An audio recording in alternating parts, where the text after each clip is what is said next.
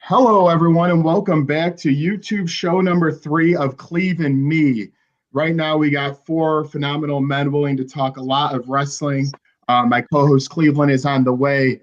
But without further ado, you see a couple familiar faces in Alex and Tones. But first, Gene from Buck What You Heard. I'm going to let him introduce himself. But Wednesdays and Fridays, he has a great show on YouTube. He even does a call-in number. I've called in. My dad's called in. We all love his Tampa Bay enthusiasm, but he's here to talk wrestling today and tell the people where to find you and a little bit about your background. All right. How you guys doing? It doesn't matter how you're doing. This is what it's all about right here, man. Wrestling is here. We're almost ready for WrestleMania. Just finished with Fastlane, man. This is exciting. To me, this is something I love. This is one of my passions. I love wrestling. I mean, since I was a little kid growing up, my grandmother used to take us to the Armory, and we used to watch wrestling. I think you'll know this name. Maybe you will, maybe you won't.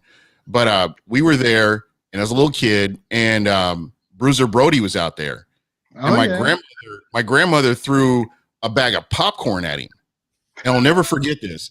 And he's like, he's playing the role. He comes up and snarls at her. He snatches her beer out of her hand and drinks it, and throws it on the ground, and she's cussing at him.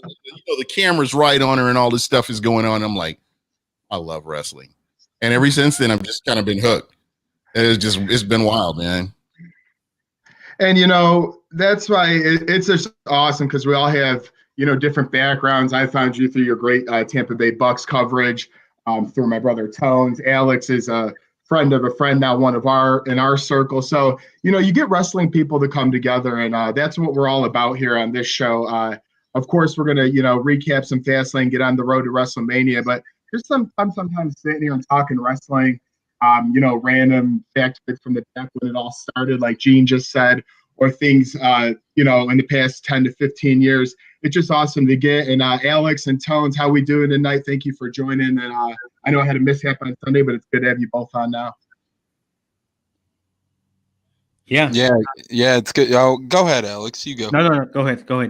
Well, thanks again for having me. Looking forward to it. Sunday was exciting. Fastlane, despite WWE Network having a slip up and it cutting out halfway through the pay-per-view. I know they're out of contract April 4th, the network technically moving to Peacock or whatnot, but it looked like a promising pay-per-view. I still haven't been able to make up for the coverage that was lost midway through the pay-per-view, but the matches I did see were tremendous, and I'm very excited to talk wrestling with Gene. Great sports brain as always, and then Alex, my good friend of mine as well. So just great people on the podcast. I'm looking for Cleveland though, and it looks like we got half of the Cleve and Me here so far. So I hope he can pop in too. But thanks for having me as always. Hey, that's why there's 2 of us before Alex chimes in real quick. Sometimes you just got to help out, another brother, but we'll get him in here. And as you can see, his shirt has got on the way. Gene, we're going to have to send you one because, you helped us hook this up, Smack. So we're going to have to hook you up with a Cleve and Me shirt. I appreciate that, man. I'll wear it. I'll wear it on the broadcast. Absolutely. And Alex, how we doing tonight to wrap off the Fantastic Four we got going? I am doing great. Looking forward to talking some wrestling with you guys. So we're a couple weeks away from WrestleMania. I'm calling this going to be a good show off the bat. So just as people know, obviously WrestleMania is 2 nights this year with what I believe is 22,500 per night at Raymond James Stadium. I actually got my foursome of tickets last week. They went on sale because prices before that were ridiculous, just coming from, just regular ticket people. I get it. The sale wasn't there yet, but I will be going to the Saturday event with a few friends. Maybe Tones is joining me. He has a lot of people to see in Tampa, though, so we'll see how that's going. But I'm excited. Like I said, I'll be there to Saturday night. And as Gene and Tones especially know, what better place to have it than Tampa Bay in the beautiful weather? I mean, you guys tell me. You're spot on, man. I mean, you think about the Briscoe brothers and Hulk Hogan coming from that area, and just all Macho Man Savage, all the different wrestlers historically that have come from that area. I mean, it's just exciting. I mean, some of the best matches I've ever seen were right there in Tampa. So I think you couldn't ask for anything better. And a little known fact, I know WrestleCon is going to be there as well, but it's going to be in a more of a limited capacity. But you may get to see some of your older favorite wrestlers out there as well. Oh, absolutely. I mean, if we know one thing is Cleveland's slowly getting into this picture now, we have, a lot of people from that area who just, I mean, it's a great place to live. Why not once, you're getting older, you got your career done. Tampa does a lot of things. As we know, AEW's in the Jacksonville area. They do some live shows and they have, I believe, a few thousand fans. Obviously, they are limited. They have some. Well, the WWE chose to bounce around between St. Petersburg. Now they're going to move to South Florida, I believe, to keep on with, the fans, how they bring them in virtually. So, hey, Cleveland, but before we keep on going, where you been, man? The show started 6 minutes ago. Shame on you. Hey, everybody. My bad. I was trying to find the link to the show tonight, but I'm proud everybody's on tonight. A really good show. Looking forward tonight. And you know what? We're just going to jump right in here now that you're in.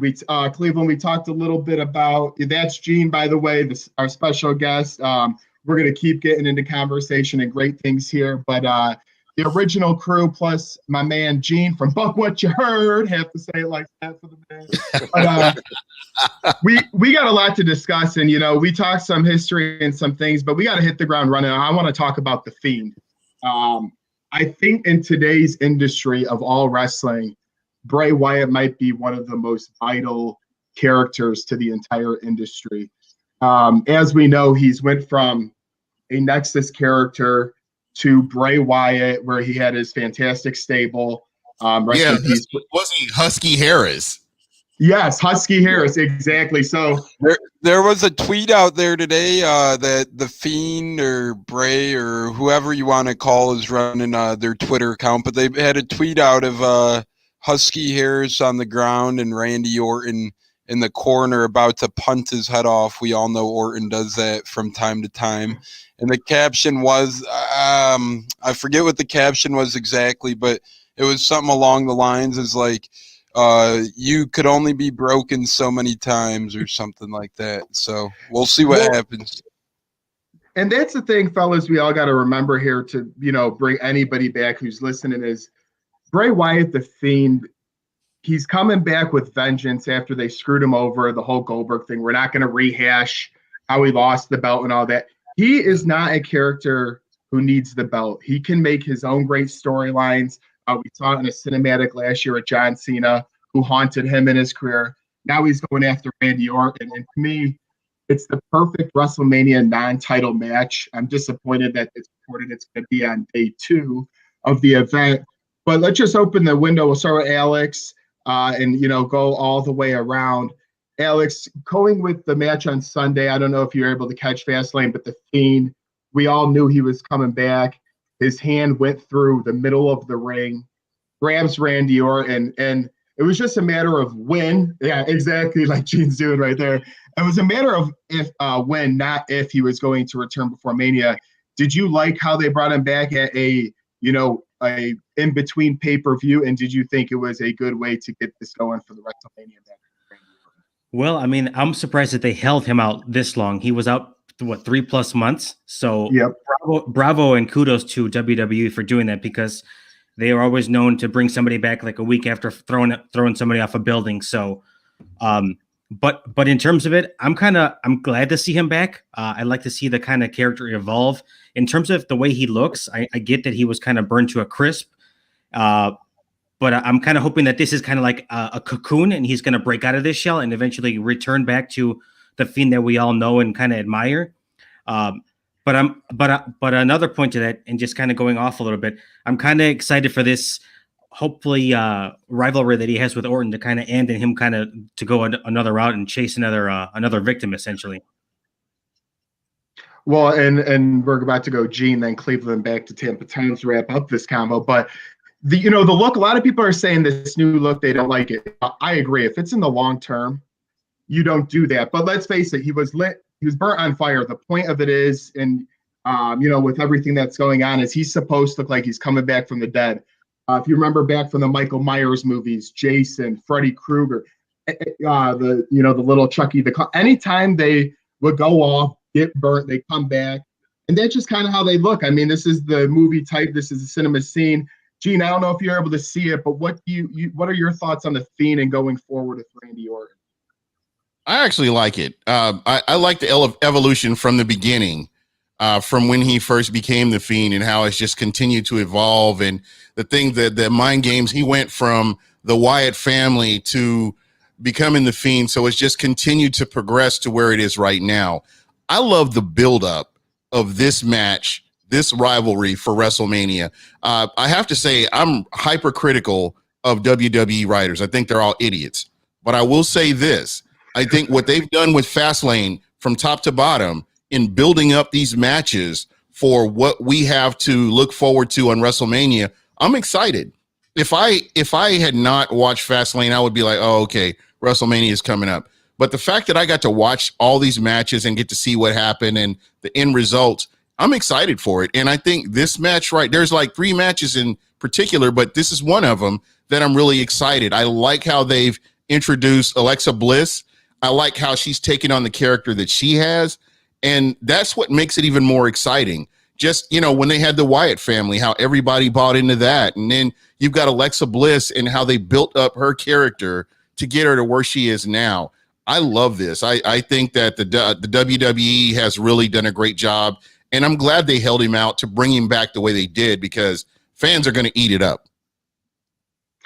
Oh, exactly. And you bring up some great points. And one of them I really want to hit on is you talk about how he's always involving people, right? Now you have Alexa Bliss. In the past, you had Luke Harper, Rowan, you had all these other, even Randy Orton actually for a little bit. And I think Bray Wyatt's ability to bring people into his world, into his scene, and make them blossom is a huge deal. Cleveland, as Gene alluded to as well, we talk about the poor and quick storyline writing that the WWE can fall into sometimes. But I think we can all agree here they have hit this one on the head. And where is your excitement level with the Fiend versus Randy Orton after this Sunday and Monday event? I'm very excited for it. I do feel that the feud has lasted a very long time, and hopefully WrestleMania is the end game for both. But at the same time, it has been very enjoyable. I've been waiting for the Fiend to come back since he was burned alive. I think Alexa Bliss did a really good job of holding the feud with Randy Orton. Even though the match at Fastlane, I'm pretty sure a lot of people didn't actually think they were going to have a real match, but the build up to that was very good. The Fiend coming through the ring was also a very nice touch. And I like to point out what Gene said about the evolution of Bray Wyatt character, how he did start up as Husky Harris. I believe he wasn't so successful when he was with Nexus. Then he became Bray Wyatt. WWE fumbled with that character so many times. And then the Fiend, Bray Wyatt, just keeps coming back. And I think the Fiend is sort of like The Undertaker when it first came around. It's unique. It's mysterious. It holds the gimmick. It's believable because of just the character that Bray Wyatt is. So I'm excited. I hope WrestleMania is the end. Like Alex said, it is time for both sides to move over. But this is one of the matches at Mania that I am looking forward to.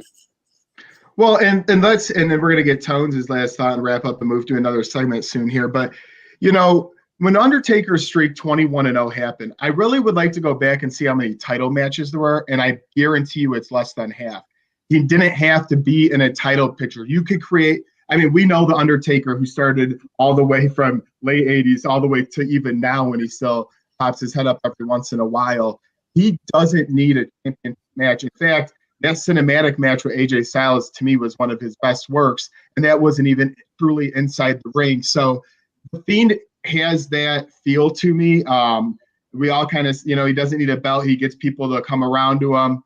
Alexa Bliss has done a phenomenal job filling in while he was out of absence with the Funhouse. So, Tones, just to wrap up, anything you saw Sunday or Monday or going into Mania, do you agree and really like this storyline, but it should probably cut off at me? Yeah, it should definitely cut off at Mania. I believe they've done a tremendous job this point utilizing the Fiend, Orton, and Alexa Bliss throughout the storyline. I really think they took advantage of an Alexa Bliss character that was kind of looking for a current place and storyline in the WWE, and she excels and she does a great job at it, and she looks good while doing it. May I add to that? So I will say I was a little bit confused with the pouring gasoline last night. I'm glad Orton just ended up RKOing him, because would the Fiend really just, sit there and bathe himself in gasoline and, forcibly get lit on fire? I'm glad it ended in an RKO. I'm interested to see what happens at WrestleMania. I do like the storyline, as Gene said. I think they did a great job getting away with having the Fiend away for so long and keeping the storyline interesting. It's not often that somebody could take a hiatus such as he has, and it keeps viewers as interested as they are. So that's interesting, and I'm not sure if it was just my eyes last night or what, but the Fiend did look a little slimmer as well when he did look burnt. So I expect a few decent tricks up his sleeve at WrestleMania, and hopefully, as Alex said, it is a good look of the burnt Michael Myers aspect for now, but I would appreciate if we've seen what he evolves to later on the road. Perhaps at Mania, we might see a character we've never seen yet. Well, and exactly that's it. And, we just have so much time to talk about. And as I always say, not a lot of time. We can't talk about the Fiend forever, but we could truly keep this story going, because it is one of the few that good of storylines going in WWE. I'm actually disappointed with the 2-night event that I'm not getting that match, because I don't know if it's going to be a little bit of funhouse all in the ring, how they do it, but it's going to be great regardless. And I think we could all agree Fiend is one of the strong points for the WWE universe. So Vince McMahon should be very happy to have him while he loses some other people. I mean, these are some of the main guys. I mean, Randy Orton, he just signed a new deal. He's in it. People say he's been in it forever. That man's in great shape. I don't care what age he is. Randy Orton can fight. He can do a promo. We saw that with Edge and how he could still do it after he came back. So, there's a difference between aging guys who like a Goldberg, who will bring up, who we really don't like to see all the time anymore because of his mistakes, or The Undertaker. Unfortunately, as good as he is, his in-ring skills, he's just older. But I think we can all agree when it comes to guys, Randy Orton, Edge, even looking over now, we just saw how good a shape Christian's in. You could be older and in great ring shape. It just sometimes, you've been as long in the industry and you get above that 55 age, it's not going to be easy for any human being to do. But anyways, I also have this little thing here I wanted to get to just before we keep talking wrestling. For the Super Bowl champ, guys, I have a question at the end of the show on how our teams can get to your team's level. But that's towards the end. So if you like your football, also stay here, because we got to get Gene's and Tone's Super Bowl thoughts after our three teams fully fumbled all over the place last season. But getting back to the main show in Cleve and Me, and thanks for everyone joining us. Let's talk about the second biggest topic coming out of Fastlane, and that is Roman Reigns, Edge, and Daniel Bryan. Three huge names. And I simply want to get your opinions on this.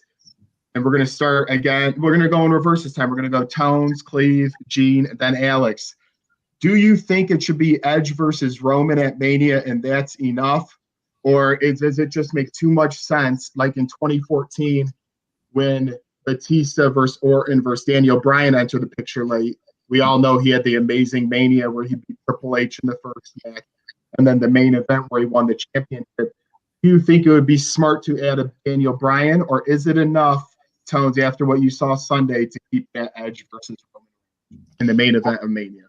WWE always has to go over the top and add a third in, right? Like when we went to WrestleMania in New York, or New Jersey technically, but New York. And by the way, total terrible job. Never go to Mania in New York. Just terrible to get out of the damn parking lot. It was freezing rain, walking around. Story for a rainy day. But may I add, it was supposed to be I believe, at that WrestleMania, Ronda Rousey against Becky Lynch in a one-on-one match. And then at the last minute, Charlotte Flair got added in, so it turned into a triple threat match. And I just feel like it taints or it takes away from the match a little bit when it turns into a triple threat match. Some may say it does the opposite and adds, but to me, that real fight feeling is that one-on-one fight. UFC one-on-one, boxing one-on-one. When you have that prime time wrestling fight, that one-on-one classic, not much could top it. I would really appreciate if they did keep it at Reigns and Edge, although I would say Bryan at this point is probably the best wrestler of the three in terms of actual wrestling and wrestling techniques. But I would appreciate if they could keep it at 2. Probably not going to happen. Vince, give Vince a foot, he'll try and turn it into a yard. So we'll see what happens there. I wouldn't expect much less than them turning it into a triple threat. So in other terms, I do expect to see this a triple threat. It'll be a fun match either way, but I'd appreciate Edge versus Reigns. Cleveland, agree or disagree with Tones? I gotta disagree. This isn't like the Charlotte situation where it was forced into the match. Everyone was expecting the Becky versus Ronda, and then WWE sort of forced Charlotte into that. I think Daniel Bryan adds a different aspect to the match. Like Tones mentioned, he is the best wrestler of the three. Like Edge hasn't wrestled in such a long time. Yeah, he wrestled Jey Uso, but that was on SmackDown. This is WrestleMania. You got to think about expectations are probably very high for these three. And plus, I think with Daniel Bryan's career winding down, why not add him into it? He is actually the best wrestler on the SmackDown roster, if we're being 100% honest. And there's nowhere else you can put him. And you can't leave a guy like Daniel Bryan off the main card at WrestleMania. So why not add these three together? It'll be a no disqualification match because that's how usually triple threat matches are. And you can honestly put this on the first or second night, and it will be probably the best match of the night.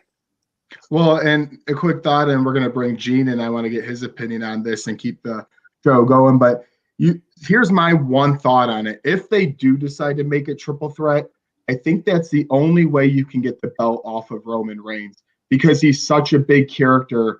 He never loses clean. He never even wins clean. But he's the tribal chief.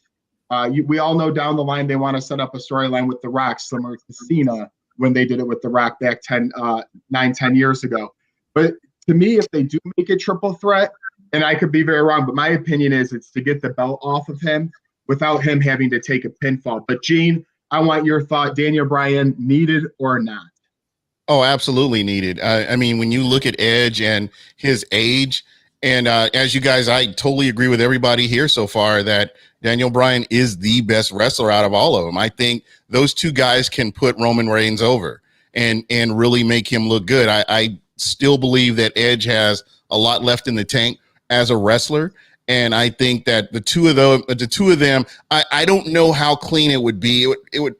I'm not a huge Roman Reigns fan. I'm just going to say that. I'll probably crucified for saying it. I'm with you.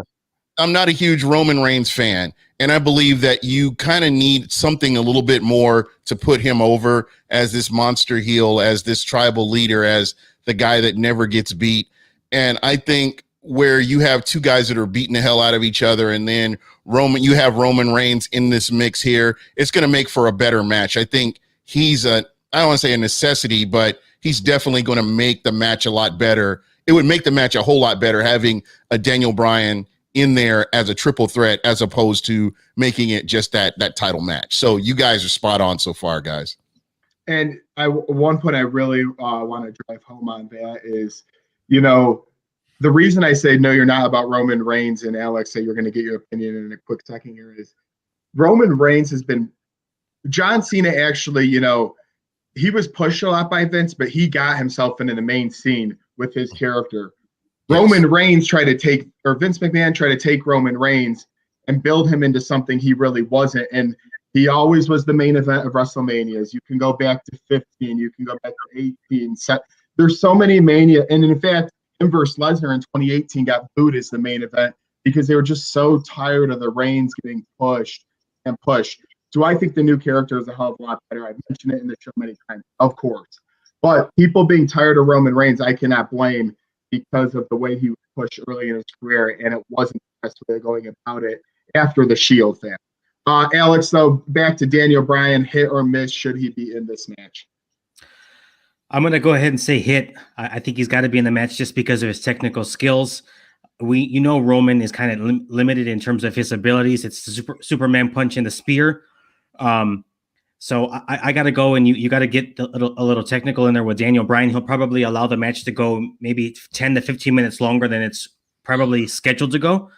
So you think they're probably going to close out on Sunday. So if you just keep it Edge and Roman, it's probably going to be 10 minutes, and 8 of it is going to be Roman just dominating. So I gotta give it up to Daniel Bryan, just considering the fact that this looks like this might be his last run in the WWE. That's probably where I'm going to stick. I don't see how they could just keep it Edge and Roman, just because you also want to do your best to keep Edge as safe as possible, especially on this grand stage. And I think there's a contract thing going on with Daniel Bryan as well, I believe. No, and you're right. No, you're right. You're right on that. And, I'm actually glad you brought that, because I was going to bring up Daniel Bryan. He had to retire for a little bit. That was sad with the injury. And now he's back, and he says it blatantly on SmackDown. He says it in interviews. It does seem like it's coming to an end for him. And I can't get used to that. Guys like him and AJ Styles actually ending when they're ready instead of waiting till they make an embarrassing moment in the ring. But as Gene just alluded to, contract issues. And, he has kids. His wife has a TV show. They're very wealthy. I'm sure he wants to enjoy their youth. He's done everything in wrestling for a small man, and he would not be ashamed to be told a small man did big things, because he did it all. He actually defied Triple H, who people love. Stephanie McMahon, he took the yes movement to a whole other level. Just a guy who started a Nexus, like Husky Harris, Bray Wyatt. It's amazing to see where some of these people have came from. But, so we bring up a triple threat match there. And on the other side of the card for the main event on Saturday night, which I will be seeing, will be Bobby Lashley and McIntyre. Now, you guys talked about Flash with adding a Daniel Bryan, a great in-ring star. I'm going to throw a little spin zone action at this, and anybody could start this one. Should it stay Lashley versus McIntyre on Saturday night, or do they do something Vince McMahon would totally do? And I'm just going to throw this name out there, doesn't have to, but get Brock Lesnar involved as a third person at the last minute just for a rating boost. You look like you have something on your mind. You can go ahead. I really do. No, the fans have spoken a long time ago. Brock Lesnar has overstayed his welcome. I think he would have to build up and work his way back up to get it to a point where he would get that. He would either get over by the fans, or he would get heat with the fans where he's like that heel. But people are like just annoyed with him. And I've seen matches where people are going to get drinks and stuff when his matches are on. So I don't know. I just don't think that you really need that. And when you consider that Drew McIntyre match with Sheamus was an incredible match. To me, that was one of the most underrated matches, untalked about, of Fastlane. And I really thought those guys did an amazing job. Sheamus, shout out to him. I don't know who he pissed off to not get the pushes that he really deserves, underutilized and underappreciated. But and Drew McIntyre, I remember him in Impact.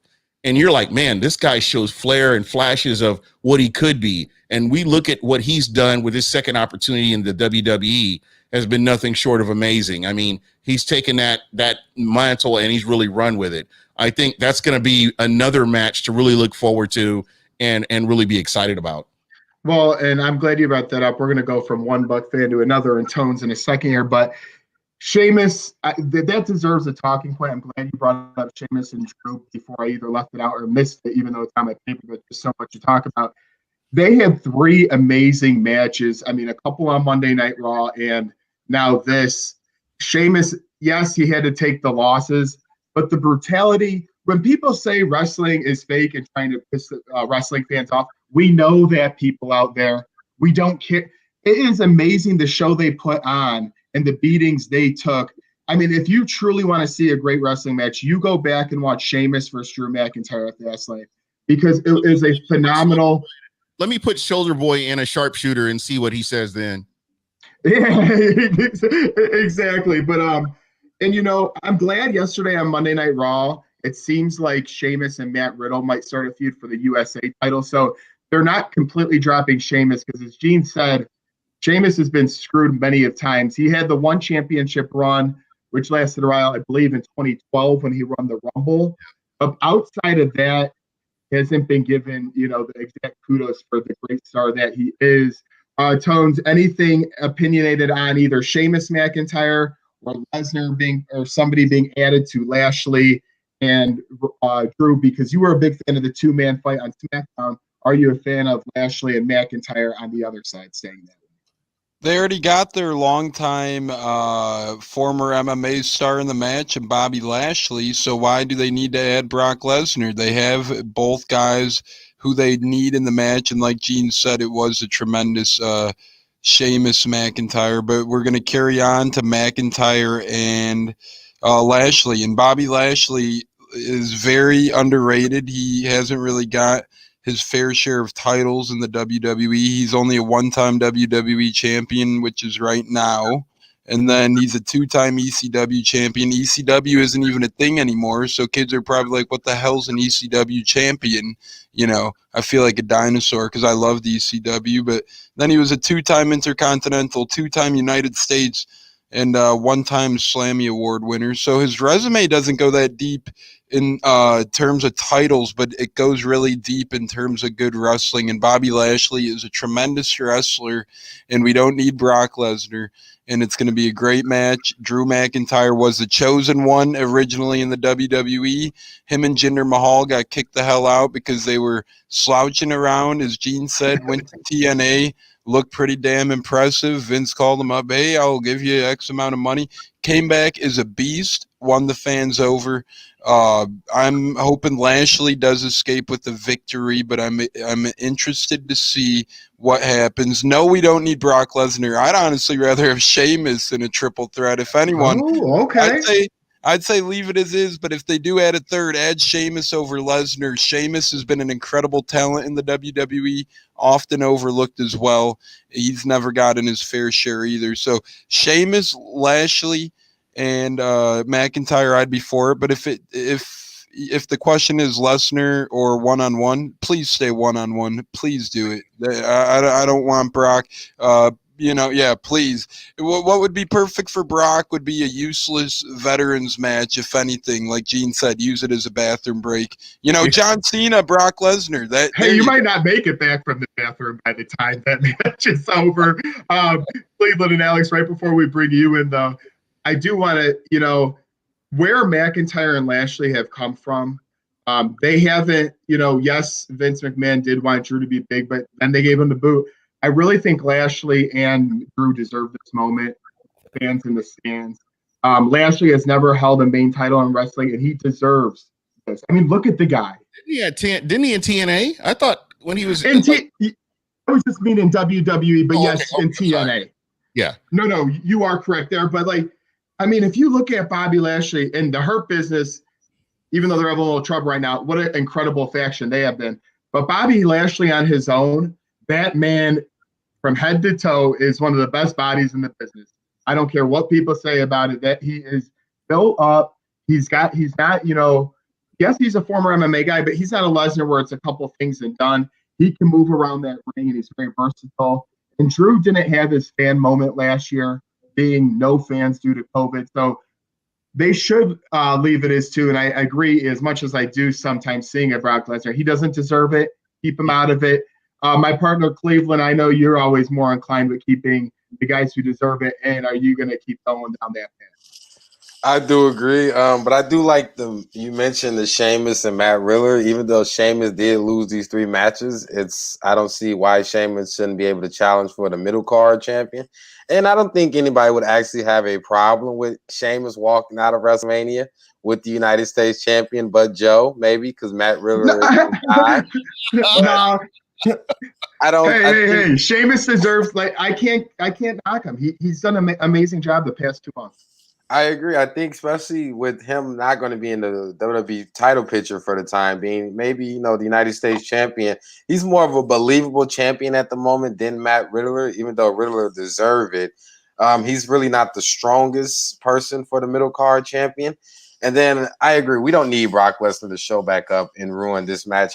I'm already a little worried about this match only because it seems like Drew McIntyre is going to be the guy walking out of WrestleMania with the championship belt. They had little war paint on his face before the pay-per-view, which was really cool. What movie was that from, by the way? Braveheart is that from? That's it. Braveheart. Phenomenal movie, and it was a nice little touch to it. But I am worried because as much as I like McIntyre, he's a two-time champion. He had his moment. I don't think you should kill Bobby Lashley parade at the moment, and I don't like how his character is somewhat of a coward right now, trying to get people to take Drew McIntyre out or weaken him up before WrestleMania. He's the almighty Bobby Lashley for a reason.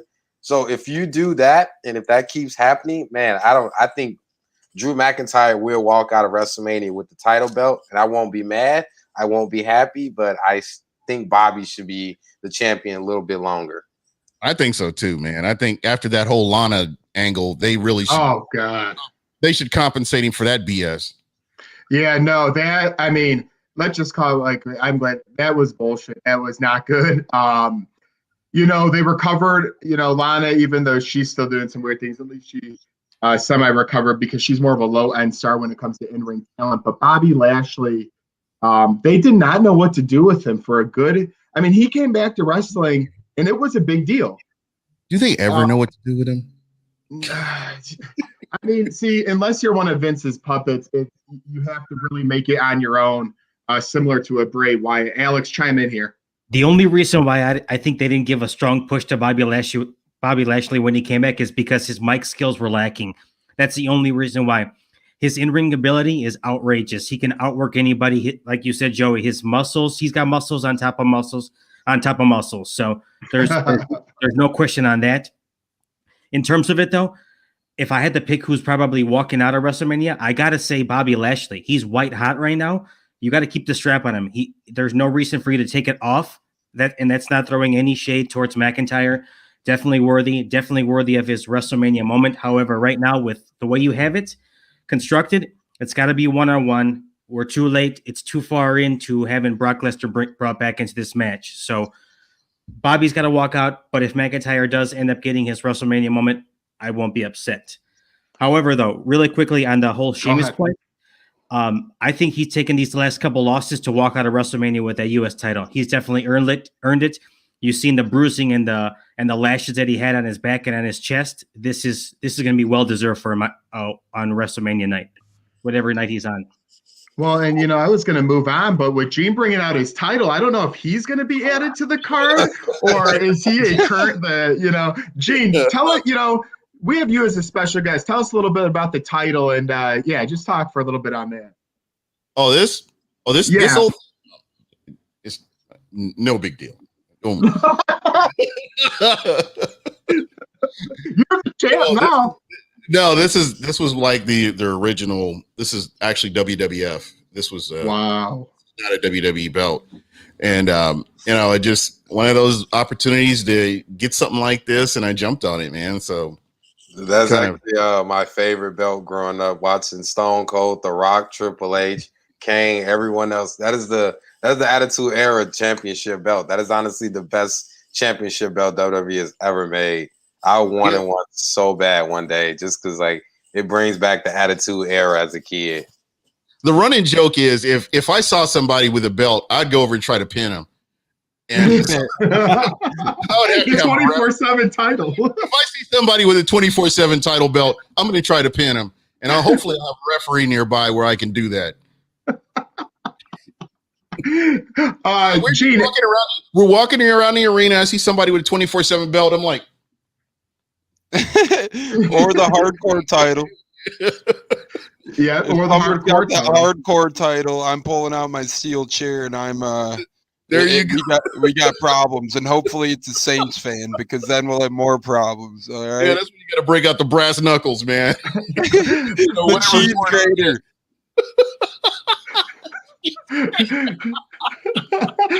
Man, see, this is why I love this show. We could be talking about.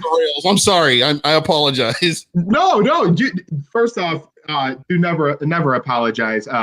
we are just more than blessed and happy to have you on. And this is just great talk. I mean, hey, if we go over a little bit of an hour, so be it. It's going to happen. This is a great group of guys. We're talking great, wrestling, and sometimes you just got to break it up and talk about other things outside of what's currently going on. Because let's face it, just like most things, it ain't like the good old days, no matter how you slice and dice it. So, and we're going to hit more history and a little bit of NFL at the end, but I do have to hit on a couple of other points before going there. And you know what? I'm going to leave this up to you guys, just the first person to say a name. Would you guys rather talk Ms. Bad Bunny or the Charlotte Flair Andrade drama? I'd rather do it Charlotte Flair. I'd rather talk Charlotte. I'm actually very disappointed that this is where the Miz is going. I know we wasn't going to go too deep, but a celebrity match is never a good way to go. I don't even think a lot of people, I've never heard of Bad Bunny before he came along WWE. And the fact that the Miz was just WWE champion a few weeks ago and now he's in somewhat of a gimmick match against a celebrity is a big slap in the face to the Miz. Yeah. I hate it. Couldn't agree more, man. It's like they say, "Oh, Miz, here, it's like the ultimate screw job." Here, we want you to be champion. Actually, you know what? We're gonna throw you in the damn corner with Bad Bunny. The match will be 5 minutes long. Bad Bunny will embarrass you. He'll win the match. At least you could go home to your, nice-looking lady and your beautiful family, and you'll be happy. But come on, WWE, this is nothing more than a Vince McMahon being a Vince McMahon, and that's all I got to say about that. Because I love The Miz, and he's done a lot of great things for wrestling, and wrestling hasn't done a lot of great things for him. Well, and so that's interesting, and I know we chose to choose a topic, and we chose Charlotte Andrade, but quick question. No. Quick question, and I'll also go Alex to Gina, we'll go around, and we'll get back to Charlotte. Do you think a guy like The Miz, a veteran presence, he's been around so long, do you think he gets full say in what's going on for him towards this Mania? Like, do you think he's all in on this Bad Bunny, or is this Vince pulling his puppet strings and being like, hey, you work for me, you listen to me? Alex, we'll start with you and go to Gene. I mean, God, I would hope so that he have some say in this, because if he just gets walked over, like Chone said, just a 5-minute match, it's a total indictment coming off the fact that he was just world champion, not even 3 weeks ago? Mm-hmm. No, just an absolute indictment. But if it is McMahon's puppetry, I mean, I'm ready for him to retire. If he's near his end of his contract, I would look to go elsewhere. Be used right someplace, because this is just wrong. Gene, I think it's disgusting. I'm not gonna. Gronk is my boy, but the match that they had with Gronk in it, where Gronk was walking around with a championship, I mean, it just. I'm sorry. Wrestlers. There are so many good wrestlers in that locker room that there are so many creative matches that you could make. There's no need for a celebrity to be in any of these matches. And I think what draws me away from the WWE sometime is when they go this direction. You've got wrestlers that have been killing it in the indies, then you bring them into the WWE and squash them. You put them in squash matches and just make them look atrocious. And that's where I have the biggest problem with all this. And I don't care how these writers are making a lot of money. These writers you have to do a better job. I hate when they say, I can't come up with a way to write this character in. I can't come up with a way to make this gimmick work with this guy. That's what you get paid for. Exactly. Well, if you can't do it, then let's get somebody in.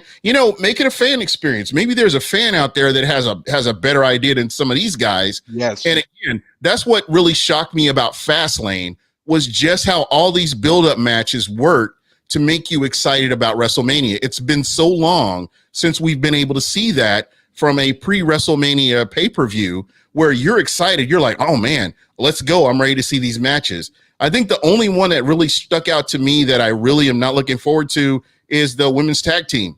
I think they've really done it. They've done a disservice. They had the opportunity to make this big time. They've done a disservice to a lot of the women wrestlers in the locker room, that they can put them together and they can make these rivalries. They can build some of this stuff up, but it's lazy writing, or they just don't care. And a few really good points. Number one, speaking of, the locker room and everything, it's sad to see when, Bad Bunny, I get it. I know Vince McMahon cares about dollars and views, but when you have Bobby Lashley's scene the other day, as Cleveland alluded to earlier, when he goes to the locker room and he's telling these 10 guys, hey, take out McIntyre before Mania. I see Ricochet in the corner with a top hat on. That guy is one of the most phenomenal talents in the industry.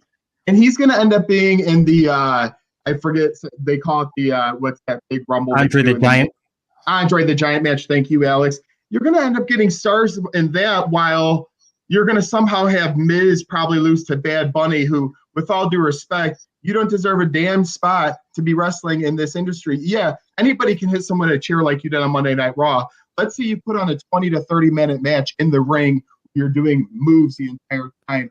There's a lot more giving people out there than that.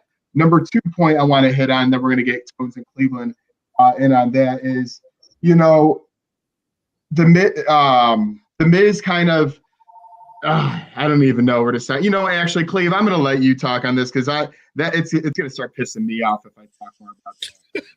I agree with Gene. There are a lot of good stars that can be wrestling The Miz at WrestleMania, and it's always so wild that we forget a lot of these guys are still with the company.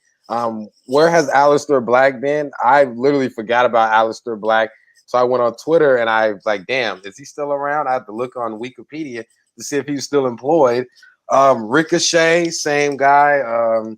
It's just so, I can't even think of, but it's just so many other talents that if they pop up, you'll be like, damn, where the hell has he been? What about a Seth Rollins versus The Miz? I think the Seth Rollins might be going against Cesaro or Shinsuke, and I'm not angry with that. But I will say, but what he's kind of said, you know, when you say Seth Rollins, give us, or even, you know, AJ Styles are putting in this dumb tag team match. Put maybe AJ Styles in the, you know, give us something more. But Cleveland, keep going. But I will say, I think the issue with Ricochet, and I think what an issue with a lot of the other wrestlers is, as great as you can be really great in the ring, but you have to be able to sell your matches and cut a very good promo.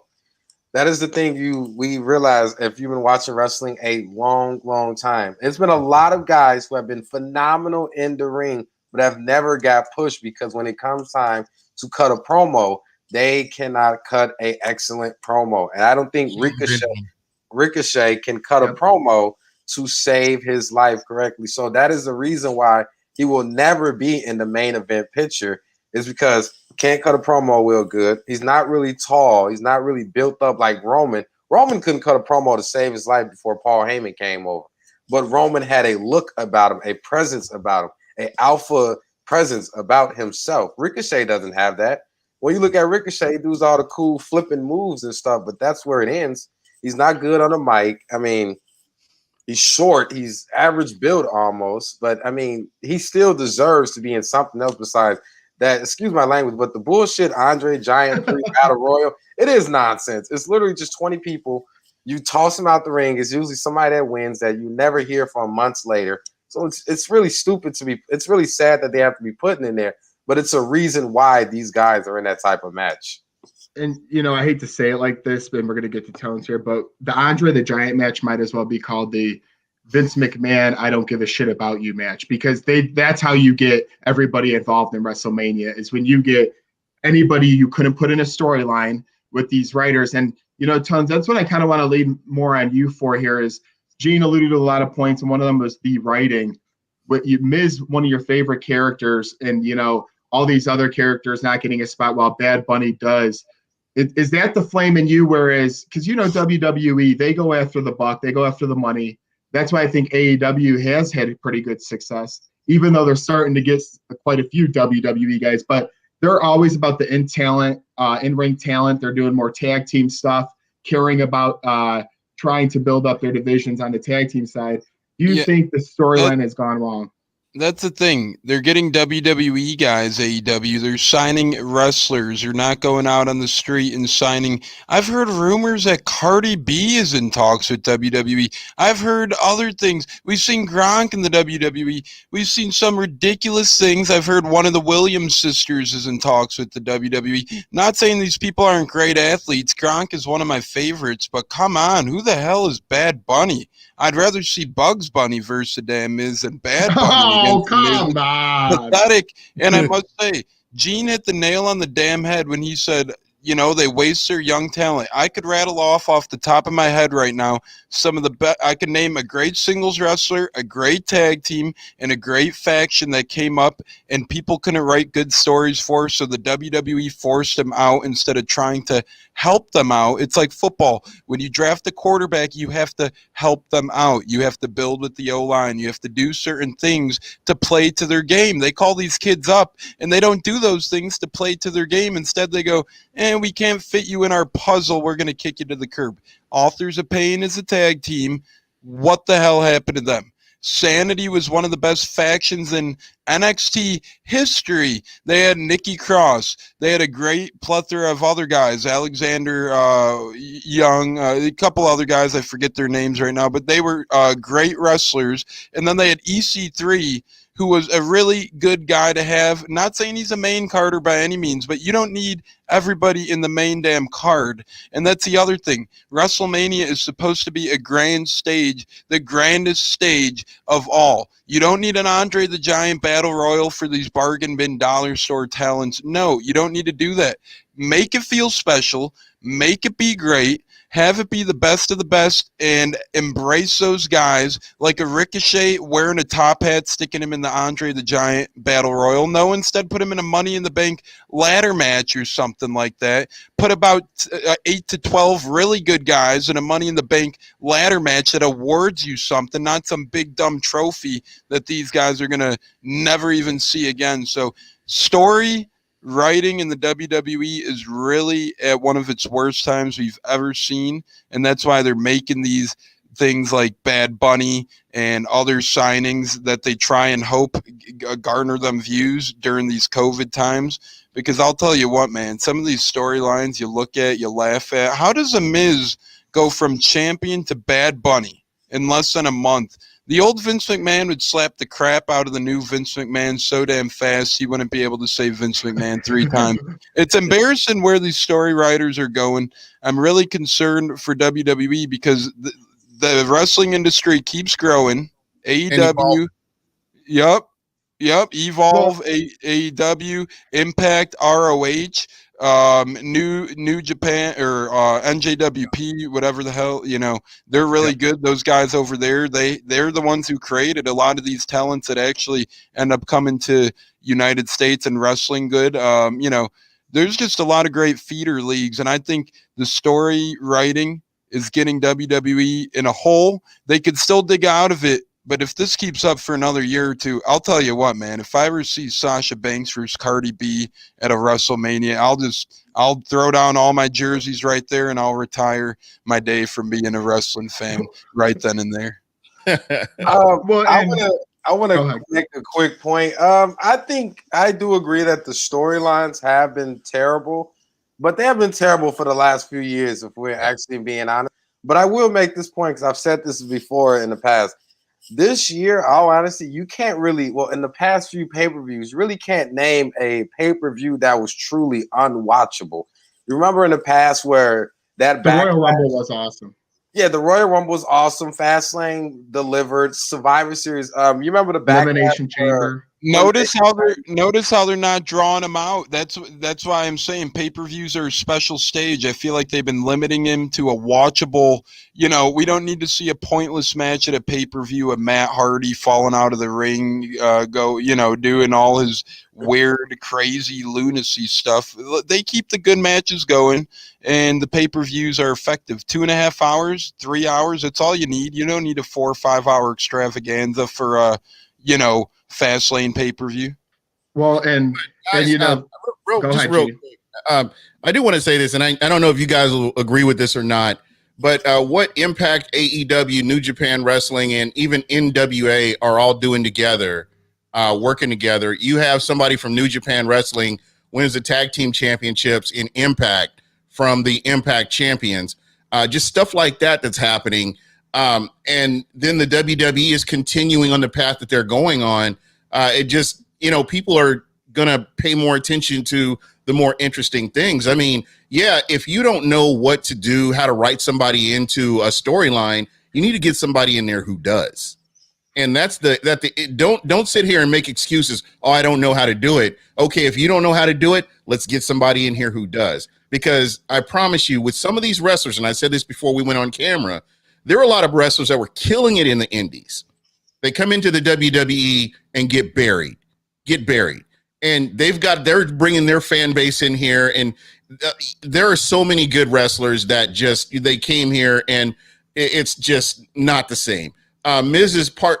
Partner, John Morrison in Impact, man, was just unbeatable. But then he's over here and now he's a clown. And I know that it's a solid income for him and everything. I'm not, counting anybody's money or questioning anything. I'm just saying you got this kind of talent here. You need to do more with it and you need to make it work better for you. And fans will continue to come in droves as long as you can do that. Bring back the Attitude Era. You don't have to bring back everything, but just bring back part of the Attitude Era.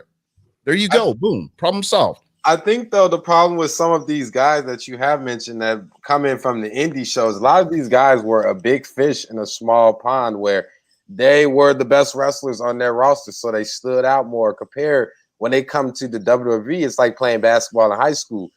You're better than everyone else because you're a little bit taller than everyone else. When you play college and everyone is the same size as you, same skill level, can do more than what you can do, a lot of guys don't get that opportunity.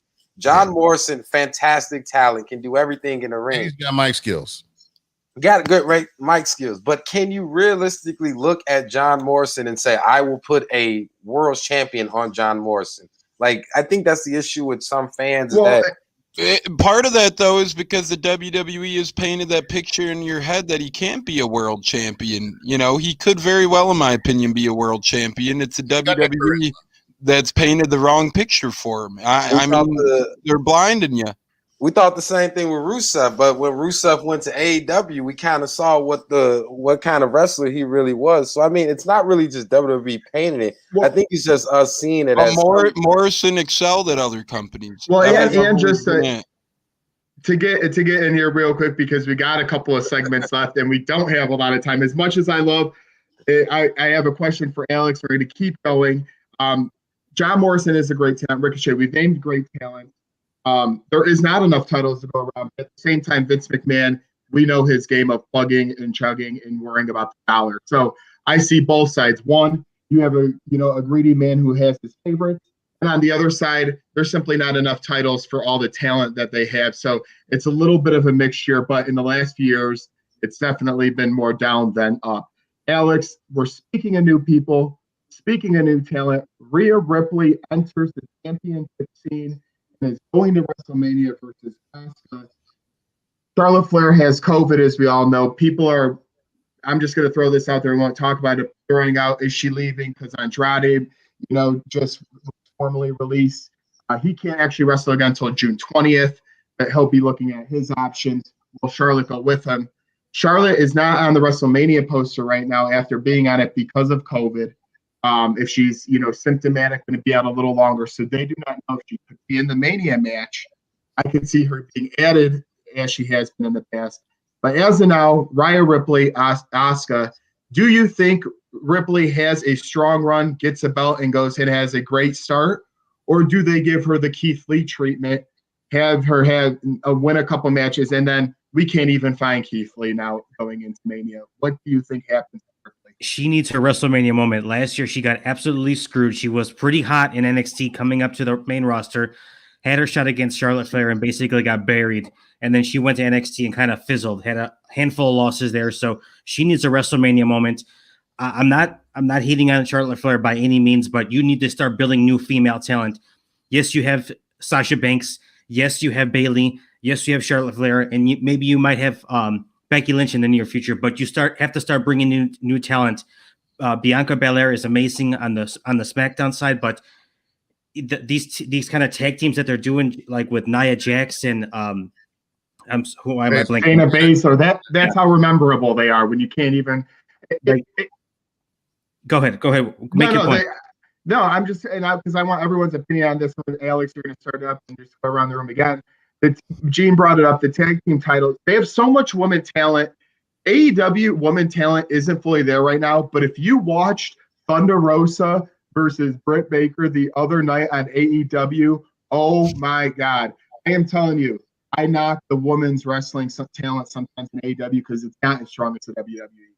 But when it comes down to two women putting on a match, that was a Hall of Fame women's match for a lifetime. For those who have not seen it, please go check it out on YouTube.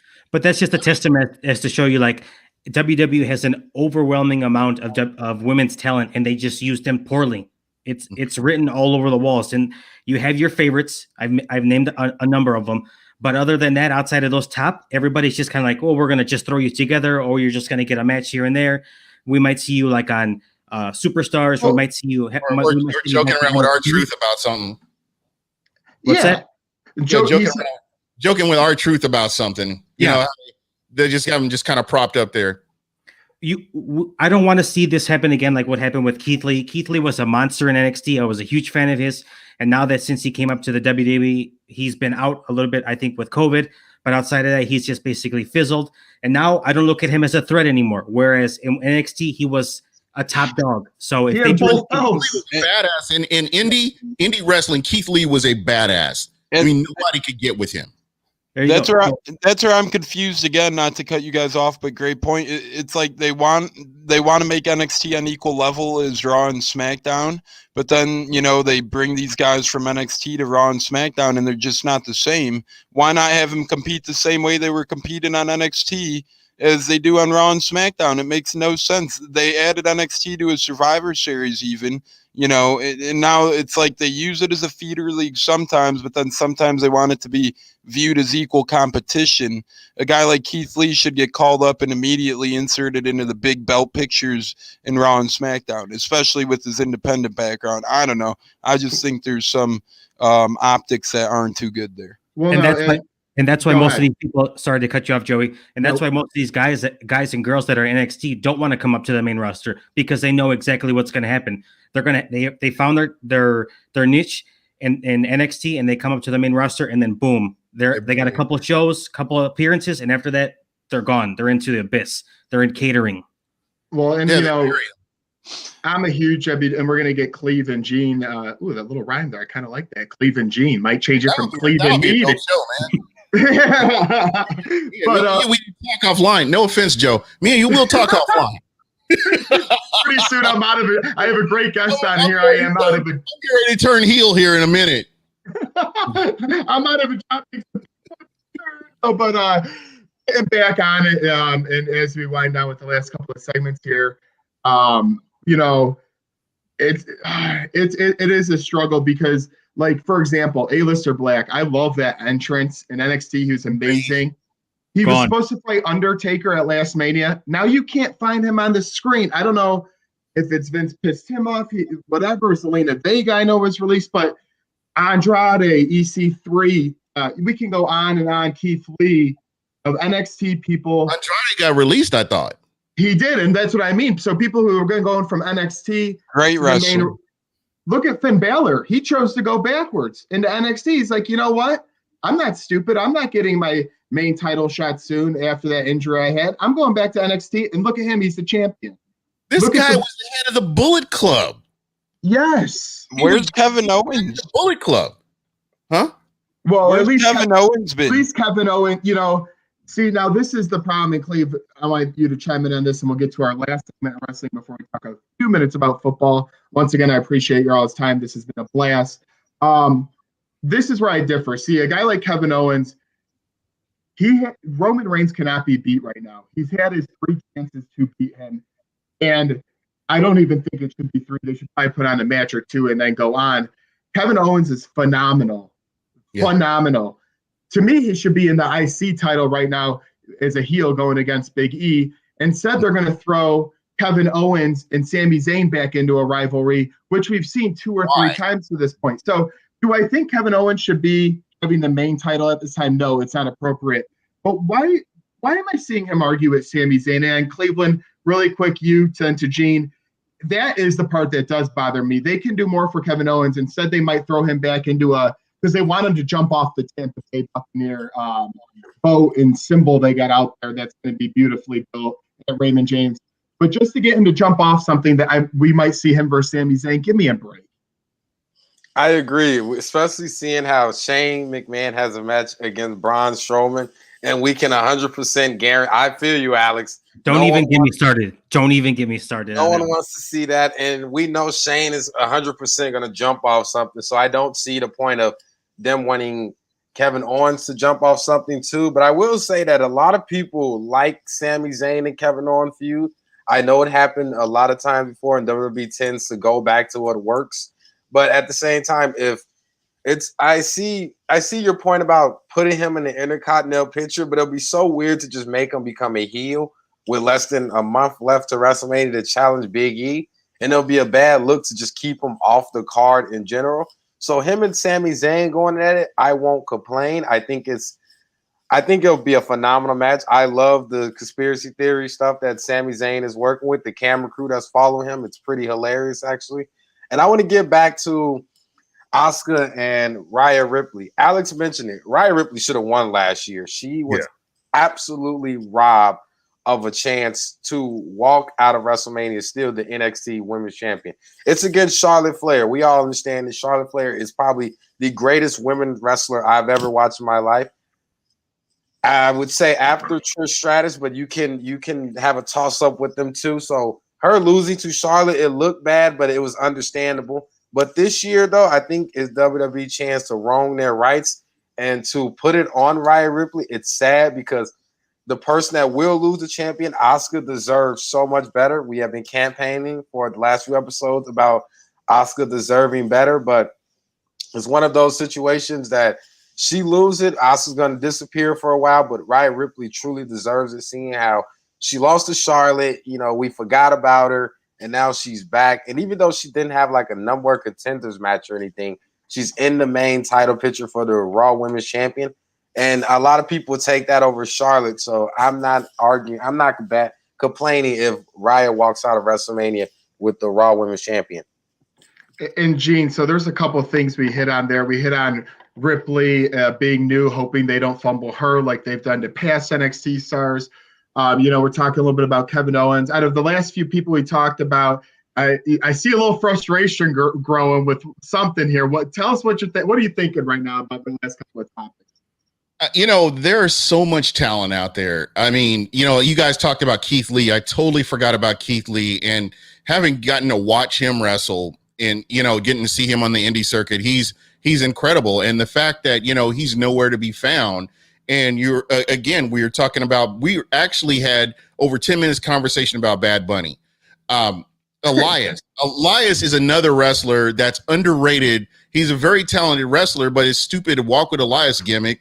They should have made him more of an aggressive heel. He would definitely make for a great match with somebody. Lacey Evans. I mean, they just pushed Lacey Evans and then went away from her. Yeah. There are just so many talented people. Mandy Rose. I would like to see Mandy Rose and Dana Brooke with the championships over Nia Jax, who injures everybody she gets in the ring with. Even the Riot Squad. Yeah, the Riot Squad. Ruby Riot. Ruby Riot was an incredible wrestler in the indie circuit, and she was just phenomenal. And then she came to the WWE, and she's done nothing. Again, it's an indictment on the writers, because when people have enough talent, and I think she has decent mic skills personally, and I'm glad you guys brought that up, but there's just so much talent here, and you're a multi-billion-dollar organization. You should be able to get the best writers out there. And I look at other organizations, and I know I point to Impact. I keep going back to them. I look at Deonna Purrazzo. Deonna Purrazzo was in NXT, and now she's a champion over in Impact, making incredible matches with people like Jordan Grace. And, it just little things like that. I mean, these are opportunities that the WWE really needs to expand on to get better and keep that competition off their heels. If you got better writing, you don't need celebrities in there. If you got good storylines and that draw people back into it, kind of like the Fiend, I mean, there's other storylines out there that you can have that you can keep this going. But it's frustrating when they say, "Oh, I don't know how to do this." If I was at my job and I said, "Oh, I don't know how to do this. We can't do it," I'd get fired. I mean, I wouldn't be there anymore. No, and a common point Gene is he's saying it a lot because he wants to keep reiterating it. His word of the night has been writers. And you know what I'm kind of thinking sometimes that goes a lot into that, because we know Roman has some say. We know Bray has some say, Wyatt, in his storyline. You know what I think happens with the writers sometimes?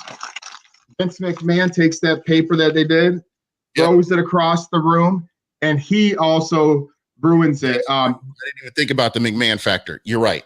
You're the last time, right? And so the last topic before the little NFL talk here, and then closing statements, is this: creative writing has to be getting better. But whether it's actually the team who's making bad storylines, and then Vince doubles down and just does what he wants, or they make good ones and he throws it away, you gotta stop. Paul Heyman has such a big effect on SmackDown. The ratings on SmackDown have been superb, even for a Friday night when a lot of people are out and about, don't really have time for wrestling. The SmackDown storylines are there. Monday Night Raw has had its ups and downs, and it's a Monday. Not many people do anything, and they can't get over the 2 million mark anymore. And a lot of that has to do with Vince McMahon and creative writing, because that's his baby. Monday Night Raw has always been Vince's baby, not NXT, not SmackDown. Monday Night Raw is Vince McMahon's baby. So the creative writing has to get better. Tones, you know, we've hit on it a lot. Creative writing, Vince McMahon. Do you believe it is that scrunch of the paper, throw it away moment most times? Yeah, it is that moment most times for Vince McMahon. We've heard things from pro wrestling talkers and reporters and podcasters that say Vince has changed things up until 20 minutes before a start of a pay-per-view. He scrapped the entire plan for a pay-per-view. I think it was the Stomping Grounds pay-per-view in particular, which, by the way, had about 6,000 people only, the lowest attendance of all wrestling pay-per-views over the past couple decades. He literally crumbled up the outcome and rewrote everything within an hour of the pay-per-view. And if you guys are like me, I mean, we had the network, but if you're paying for that pay-per-view $50, you don't expect scribbles and markers from someone an hour before. You expect a good show. So Vince McMahon, I think he's doing a right thing and finally giving some freedoms to Paul Heyman in the writing styles on SmackDown. I remember about a year or two ago, they made some announcements of a couple lead writers they had, and then, you know, they fired one a couple weeks in. I think it was Eric Bischoff, perhaps. And You're it's 100% right. You get a talent like Eric Bischoff, you let him write. You don't get in arguments with him because he wants to write how he wants. You hired him for a reason, and that's what's wrong with Vince. Yes, Raw is his baby because SmackDown's been on Tuesdays, Thursdays, Fridays. SmackDown's been on more days than I can even count, but Raw has been consistent. It's been on Mondays, and the fact that it's struggling is telling. I think Vince, he also tried to dip his money grab into the XFL, a football league. He's getting older. He's just about the dollar, and he's trying other outlets at this point in time. I don't think his entire interest is in solely the WWE anymore. And for that reason, I think he should give up a lot more writing duties, especially for Monday Night Raw and pay-per-views. I think a staff of Triple H and Paul Heyman, William Regal would be a tremendous writer. I really feel that William Regal would be a good one. He's a general manager on NXT. And then maybe even get a Kurt Angle guy into the ring, get some of his ideas, not into the ring literally, because, We saw that a couple years ago at Mania. Yeah, I mean, get him into the ring of writing.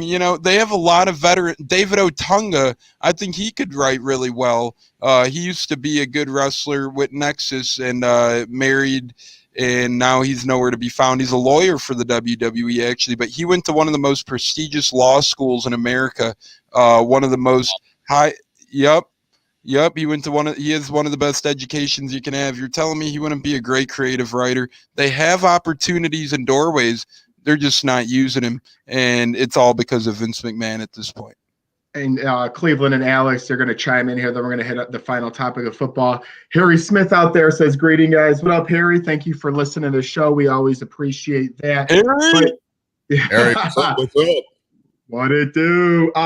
Getting back to the topic of conversation, though, they hit on, we've been hitting some negativity lately, and hey, it's rightfully so.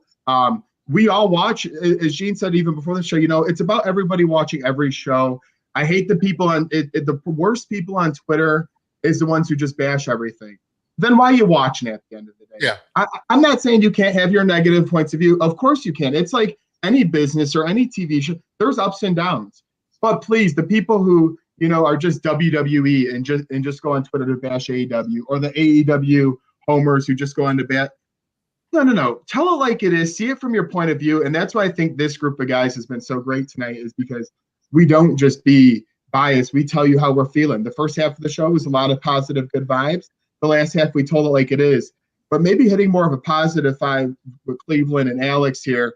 A little bit of breaking news. The latest rumor after Eric Bischoff is Rob Van Dam will be entering the 2021 Hall of Fame. We talked about his few last matches on Impacts. They haven't been the most to watch, but the people who truly know Rob Van Dam, one of the wildest, one of the best. I mean, from ECW days to, Rob Van. He could get the crowd going. He could talk on the mic. He had it in the ring. Cleveland and Alex, any thoughts on Rob Van Dam being the next WWE Hall of Fame?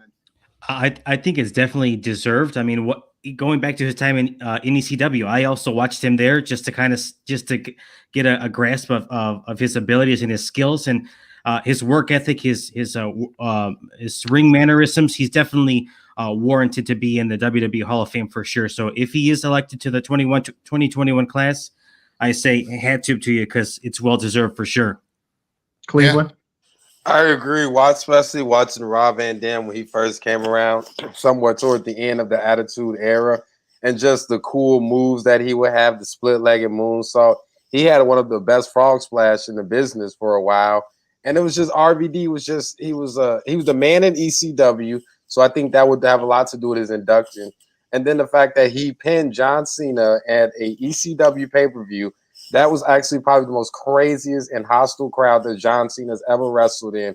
And he wins it there. And then speaking of the Hall of Fame, I heard Batista pulled out for this year for personal reasons. So I think you replace a big name like Batista with a big name like RVD, because a lot of older fans remember prime Rob Van Dam. His entrance song, all his movesets, him teaming up with Kane, just the crazy stuff Rob Van Dam would do. So it's a well-deserved for Rob Van Dam.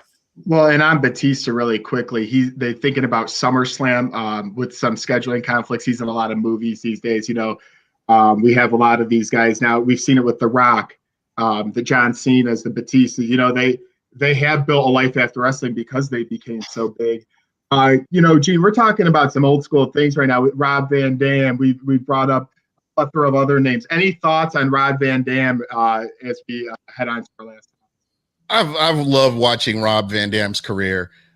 Even in the back end of his career when he was at Impact, and him and his wife Katie Forbes being over at Impact, and just it was just like a fun show. It got so wild. I mean, they got kicked off of Twitch, so that's Rob Van Dam. That's just what they got Impact kicked off of Twitch because of a segment they did. But I heard about that. He's one of those guys you just love watching. You just love watching him wrestle wherever he was. I mean, even on the back end of his career, he could still jump up there and give you that 5-star frog splash. And, I think it's well deserved. I'm surprised that Vince softened his stance enough to let Rob Van Dam be that guy that's added to his Hall of Fame. And I kind of am too. And Tones, your thought on that, and then I got a follow-up question for you. One thing I really did wish, because obviously everyone who gets in is deserving of the Hall of Fame, I wish they actually did these guys a favor and these ladies a favor and built a real Hall of Fame. I think it would do great things if they attach it to the WWE Performance Center even. I think people would visit the WWE Hall of Fame. You could have a big store attached to it. You could have a lot of memorabilia. You could do a lot of cool things there. But Rob Van Dam, great guy, fun competitor to watch back in the day. I just really wish I didn't see that last episode I seen him in of Impact. It looked like a guy at 3 a.m. who was out for his cigarette break, stumbling around trying to find the last dollar in his pocket. No, it was fun though. It was a good time, and I'm glad Impact, let him, do some crazy stuff. But he's very much so deserving of the WWE Hall of Fame, and I just wish we could pay honors to these legends and go visit their memorials for him or things of him in the Hall of Fame. Because once they're in the Hall of Fame, that's kind of all you hear of it. It's not like you could visit him, and all they get is their one night a year before WrestleMania to celebrate. And I think it should be more than that. At least a wall of plaques, have a great wall of plaques somewhere or something. Well, and hitting to our last topic, and I appreciate it. We have gone over the hour. These 4 men have done a tremendous job of not only being on the show, but being kind enough to give us their time. But speaking of Hall of Fame, you guys have that quarterback in town. I believe his name's Tom Brady or something like that. Number 12. He's got a few Super Bowl. No big deal, right? My question to you guys, so are you still riding the wave? And we have a Colts fan and myself, a Bears fan and a Cowboys fan. So deal with us. How you guys resign your guys. So I guess my first question to both of you is this, Tones and to Gene. Are you still riding the wave? And with all the moves you just made, it's almost impossible to not think you guys are not the top favorite in the NFC to easily get back there. Yeah, I'm riding this all the way to game 1. So I mean, I'm still enjoying this right now, and I'll continue to enjoy this. This was incredible, and this is a testament to the general manager, the much maligned general manager over his first 2 or 3 years, and what he's been able to accomplish with this team. I can't stress enough how important coaching and your general manager and your coaching staff and scouts all play a part working together to achieve, something as incredible as what the Buccaneers have from the draft, free agency, and even undrafted free agency, how they've brought all that together. Tony? Yeah, I couldn't agree more with Gene. There's not one Buccaneers podcast or show or outlet that is over the Super Bowl win. You watch Buck What You Heard, you watch Loose Cannons, you watch the Buccaneers, however you slice the cake. We're all riding this damn wave for real. And like Gene said, week 1 kickoff happens. Sure, we might flip the page a little bit and focus on to the next year, but that doesn't mean we're not going to still be riding that wave. The wave will never die. As Bears fans know, they're still riding that 1985 wave. Shit, I'm going to ride the 02 wave and the 2020 wave until they burn out, and they'll never burn out, and we're going to add another one.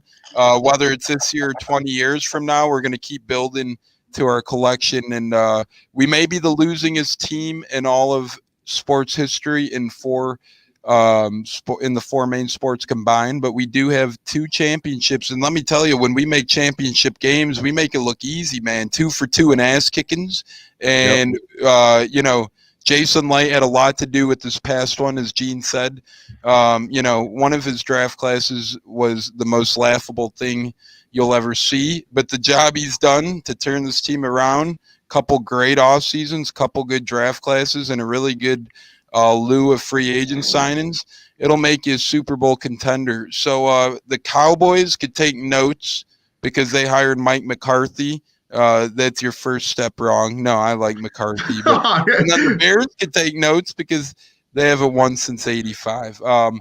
In all honesty, though, it is really cool being Super Bowl champions. It's something that me and Gene and other fans really deserve because we've watched 2-14, 6-10, 7-9. We were happy over 7-9 seasons. We've seen 7-9 seasons and we felt hope. You should see a 7-9 season and want to fire everybody in the front office. So I'm really glad the city of Tampa got to see a championship, and they got to see a lot of winning, may I add, this past sports calendar year. My goodness, Lightning, Rays, Buccaneers, the Rowdies, the soccer team down there. Yeah. And they get to host WrestleMania now, so the city of Tampa keeps winning. Gene, I know you know how excited everyone is down there, not only from winning sports, but Mania. The vibes are just unreal. Yeah, it's the place to be, Tampa Bay. Well, and Tampa Bay is right, and Tampa is lit. Even though I'm a Colts fan here, and Alex, I'm going to talk to you right here in a minute because I think you'll be the most disgruntled fan out of the 5 of us. Could be wrong, but after you're listening to your show and seeing some tweets, I just have that itch. But It was a great ride with the Tampa Bay. Even though I'm a Colts fan, I'm on the Tampa Bay NFC. You know, they're my team in there, and just following shows like the Buccaneers and Buck What You Heard, man. I never thought I'd be turning on YouTube on Wednesday nights to just watch a Buccaneers podcast, but here I am. I love Gene and his. I think Ken and the young lady on Fridays, they do a phenomenal job over there. Tampa Sports Bay. Yeah, and so honestly, go check him out. It's just not because he's on the show and I'm shitting you the wrong way. Great minds, great guys, great ladies, and a good show there. But Alex, I have to bring you in. I'm just going to ask this simply. Are you one of the Bears fans where you can care less if they won 0 damn games this year, or are you going to eventually get over this Andy Dalton, Nick Foles quarterback class you guys have? Or what's your latest thoughts, and what do you think you're going to be doing by the start of the season? Well, to sum it up, I'm going to put it in terms of how a Stephen A. Smith would say, the Chicago Bears are the equivalent of the New York Jets of the NFC. That's what they are. That's exactly what they are, and there's no other way to slice it. You're on video saying that, bro. Yeah, yeah. I hope the McCaskies are listening. This is being live and recorded, but right now, as disgruntled as I am, I'm searching for a new team to support because this team. No. We'll take you in Dallas. Come on over before we start. We're not accepting free agents. We have enough in Tampa. We're not accepting anymore. Our ship is full. Come on over to Dallas. We'll come on to Tampa, man. You're welcome. Yeah, I'm just kidding. Join the ship. We got some guys we could easily knock off. So because what this team is doing and what this front office is doing, they need prayers. They got it all wrong. I would rather go back to Mitch Trubisky than have to move on to Andy Dalton. Yeah, that's a bigger step. Yeah, and just living here as me and Tones are fans of different teams in Cleveland. We're going to get your Dallas talking, believe me on that. But it is sad to see because, they just talked about the Buccaneers and how they were the losingest team in franchise, all the 2-4 teams. But they have 2 championships that they will both remember forever, and that the ass kickings they put on the Raiders and the Chiefs. As a Bears fan, Alex, at your age, you don't have the Super Bowl memory. Yes, you have them getting to the Super Bowl, and the Devin Hester return was amazing. But the Super Bowl win in your lifetime is just needed. True football fans know, at the end of your lifetime, you need to see a Super Bowl win. And I think for you to get to the point where you want to jump ships, and you saying it on live, the Jets comparison on live YouTube, this is how disgruntled the fan base is, and I don't know what to say, but I'm sorry for what you're having to go through right now. It's like loving a woman who doesn't want to love you back. That's exactly what this is. It's bad relationship right there, man. It's love hate, and there's a lot more hate than there's love right now. A lot more hate. Sad, man. What concerns me is just how when they brought over some of the players that Raiders trade, I thought that the Chicago Bears were going to be the cream of that division when they brought him over, because they had a decent running game. They had good wide receivers. It was the coaching that was kind of the hiccup. And then, it just, I don't know. It just kind of has fallen off the rails ever since. Yeah. Go ahead, Alex. All that talk about the Bears landing Russell Wilson or Deshaun Watson, it was a pipe dream. There was no way it was going to work. And if it did happen to work for whatever reason, it would have been the exact same situation as to what happened in the Super Bowl. You would have seen Deshaun Watson or Russell Wilson running for 497 yards, just scrambling because you don't have any protection. So, well, and it is a shame. And obviously the blueprint, if you can get a Tom Brady, that'd be the way to go. But no, Watson and Wilson, great quarterbacks, but the Bears just have not seemed to get it right. A little more positive note, Cleveland, your guy Dak Prescott is going to be healthy. He's got his contract. I know we talked about a little bit on the podcast, but in terms of the division, because you are in the weakest division in football, you can't argue otherwise. Do you think you guys should finish on top this season?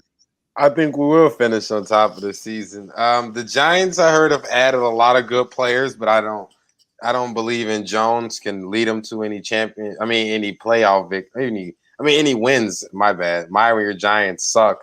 Oh my God. Let's see. The Eagles, maybe Jalen Hurts. The New York hate. I hope we don't have too many New York listeners. The Eagles, maybe Jalen Hurts is only second season. He still has to fill the system out.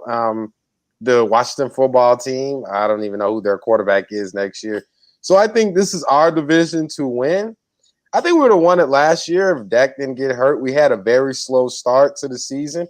That's because we had a new coach. The defense was playing a little iffy. But I think this year with Dak, that defense was terrible. Let's calm down. I do remember the Colts going home first round too. Okay. He thought Cleve and Me, back. no holds barred WrestleMania. Joe was talking nonsense about my Cowboys. They just picked up Carson Wentz, who threw how many interceptions last season? So about the Colts.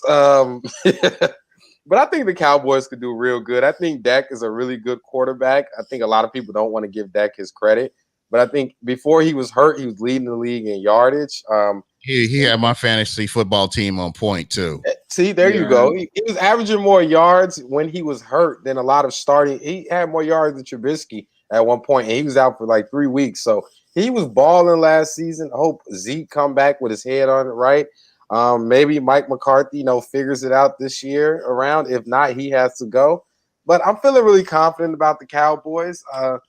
I've been saying Super Bowl crazy. I've been saying all that for a while, but I think we definitely will make the playoffs. Alex, I feel so bad for your Bears. The Red Rocket, I don't even know where to start at that. The Bears are just making terrible moves after terrible moves. I still tell every Bears fan that will listen, you should have picked up Jameis or somebody else last year, but instead you went and got Nick Foles, who played like dogs. Hold on. I'm going to have to say, though, we cannot go down. We don't have enough time for the Jameis Winston path. We got Bucs fans in here. We don't got enough time to talk about that, man, because I know where that can go. So just keep on. Stop. I wasn't going to go too deep, but I'm just saying the Bears in the last 2 seasons have wasted all of this money, and then they end up $10 million to Andy Dalton, and Trubisky's on the Bills right now. So that franchise is just in a mess. I gave Tones his, his props. The Bucs won it this year. There was a lot of question marks on why they won it, but we're not here to nitpick. There ain't no question marks. They got to ask again, and that's where I'm going to stop it. Because for 1 second, as a Colts guy, because we only have a few minutes left here, the only thing I'm going to say is this. I will never admit, ladies and gentlemen, I get jealous of my brother, but watching his team this year was one thing. Okay, you win the championship. But the way the GM was able to get everyone back on board, Gene and my brother, that is jealousy for me at its finest. My team has a lot of cap space. They're not really using it. I guess they're playing more for the future. Even they always finish in the playoff mix. But to see the Buccaneers, I thought there was a 0% chance Godwin, Barrett, and David would come back. Literally 0. And Jason Light, I don't care. They might have pushed some money down, did whatever. They made it happen because they have a 2-year window, in my opinion, right now. And it's clearly they're the NFC favorite, if not all of football favorites. So kudos to you guys. It was great on the championship. I'm glad we got some football talk in there because it was well-deserved. I want to go out on final thoughts, though, and anybody from a classic Mania moment to a classic, just wrestling. Gene told us how he got a story he had, a moment, and tell us where the people can find you at. Alex, we'll start with you, and we'll go around. Are you looking for a favorite Mania moment? Is that what you're looking for? Favorite moment, or how you got it, anything you want to give us and lead us out with where the people can follow you and your show. Gotcha. So I'm going to take it way back in a time machine right here. Go to, I want to say 1995 WrestleMania, 96 WrestleMania. Oh, wow. Shawn Michaels, Bret Hart, Iron Man match. That's right there is what put me on the wrestling map, to say the least. But where you can find me at Row 7 Podcast on Twitter, Spotify, Google Podcasts, Apple Podcasts, Deezer, Stitcher, all over the place. Find me on Twitter at Row 7 Podcast as well too. talking all things Chicago, but then I go outside of Chicago and talk all things baseball, basketball, football, soccer, you name it. I try and cover it. Good sports podcast. And again, at Row 7 podcast, he does a great job of breaking down mostly Chicago, but brings in other things.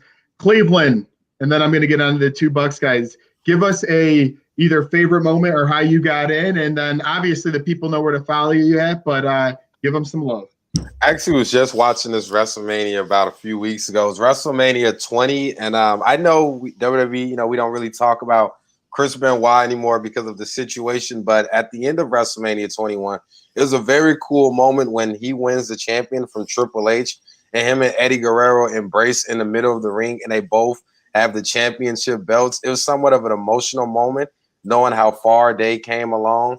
And it's just every time I see that, the end of the match, or I see it on YouTube, it always just brings a good feeling to me. Even though what happened with Benoit, but I'm talking about in that moment with him and Guerrero both holding the top belts in the WWE at the moment was something I would never forget. And you know what? That was a phenomenal moment. I know we'll leave all the other stuff aside, but truly an awesome wrestling, probably top 20 moment of all time. And Tones, obviously, but you got a couple of shows I want you to tell the people about once again at close out and a memory. Yeah, thanks for having me once again. You could follow me on Twitter at TrickyTonesBGTE. You could catch up with my shows, Baseball and Collecting Show, Cardboard and Cracker Jacks, and you could follow my football Tampa Bay Buccaneers exclusive show, Buccateers. We cover some other NFL too, but it's just great talking with you guys. We have some great guests on the Buccateers. We've had Gene on there before. We've had Alex on there before. We've had a lot of great people on there, so we're going to continue to have great people and great times. And Cardboard and Cracker Jacks will be firing up with baseball season right around the corner. We're members of the TSPN. And my favorite memory, I really enjoyed WrestleMania 21. I just kept remember them saying, WrestleMania is Hollywood. Big time. Big time. And I just remember some great matches. JBL, one of the greatest heels ever against John Cena at that time, one of the best up-and-comers ever. That was a great co-main event. And then you ended the night with some Evolution going against each other. You had Triple H against Batista, and Ric Flair got involved. And that match actually lasted close to 25 minutes. I know we knocked a little bit of celebrity wrestlers today, but back in the time, it wasn't really that often. And they had a sumo wrestler come over, Aki Bono, actually had a sumo. And it was actually a sumo wrestling match, so it actually fit his style, against the Big Show. Obviously, the Big Show got dominated in about a minute, but that was just a great WrestleMania, one of my favorites, and I really enjoyed being at WrestleMania a couple years ago, too. As I said, didn't enjoy leaving the stadium as much as I did watching the events take place in the stadium, but nonetheless, being at that WrestleMania, seeing those events transpire. I'm no fan of Batista, but Batista's entrance was incredible. It was just amazing seeing things happen of that nature. So I just appreciate WrestleMania, and I hope they continue to build WrestleManias as they deserve to be the showcase of the Immortals. And finally, Gene has come home. Our special guest, Buck What You Heard. Give us a moment and tell us again, Wednesdays and Fridays, how the people can watch and follow you. Yeah, you can reach me at Buck What You Heard on Twitter. You follow me, I will follow you back. Love talking football. Doesn't matter what team. My goal is to get followers from all 32 teams, so I'm still working on that. But when we talk about wrestling, this is kind of off topic a little bit, and it's not a actual WrestleMania moment. It would be the St. Valentine's Day Massacre when Vince McMahon fought Stone Cold Steve Austin. Who in this room would not like to just hand it to your boss one time and just and just that match was just incredible, just because Vince finally got what was coming to him, and it was a beautiful thing. So I was good with that match, and that match is always stuck in my head. But yeah. If they could bring back just the good old days when you had all this all off the wall stuff. That's why I appreciate some of the indie shows where they're not held to that PG-13 rating, and they can do some things. They don't get too crazy, but they can do some other things. And I think that kind of gets lost and missed as something. And I don't even think that the WWE could ever go back to it, but I do appreciate matches on the show. So, again, thank you for having me on.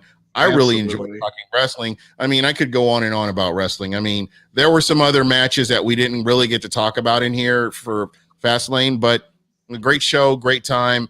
And, I'm putting it out there. If you guys ever want to have me on again, I'm always welcome to do that. I would really enjoy. I think it's a no-brainer before you finish out that you're coming back for the WrestleMania preview live YouTube if you want it. All right, there we go. We go. That is a little bit of breaking news, fellas. Not only will we have the original squad here, we will have Gene from Book What You Heard and another special guest. So that is going to be a fantastic preview in Mania. It's funny you brought up the Stone Cold thing because I just saw on Twitter the other day where he brings the beer truck to Raw is War and just sprays. I think you might have retweeted it. Yeah, I think I did. I may have because I enjoyed it. But on that note and everything being said, I mean, if I had to pick one moment, I'm a John Cena baby. All the 10-year-old fans are with me. I'm you can't see me. That's my favorite. So I'm going to actually name a loss of his, though. My favorite moment and thing to watch was when CM Punk to leave WWE with the title in Chicago at the Allstate Arena versus Cena. I never seen a crowd. I believe Tim Ross or Trey the King Lawler said it felt like the Super Bowl was in the Bears Stadium with the Bears playing. That's how when CM Punk came out, it was him or Riot at that point. And being up against my guy Cena, even though he lost, just those two put on a hell of a matches. And I would love to see CM Punk back, but that's for another time. You heard it here first, though, folks. We had Alex Ruiz from Row 7 Podcast. We had Turkey Tones, Tampa Tones, Cardboard and Cracker Jack and Bucketeers joining us as always, my great brother. We had Cleveland, my partner, and most of all, as I have to say, because I did it when I called on his hotline, Buck what heard. So for that being said, he's Cleve, I'm me. Thank you, fellas, for the time. We're out. And the champ is there.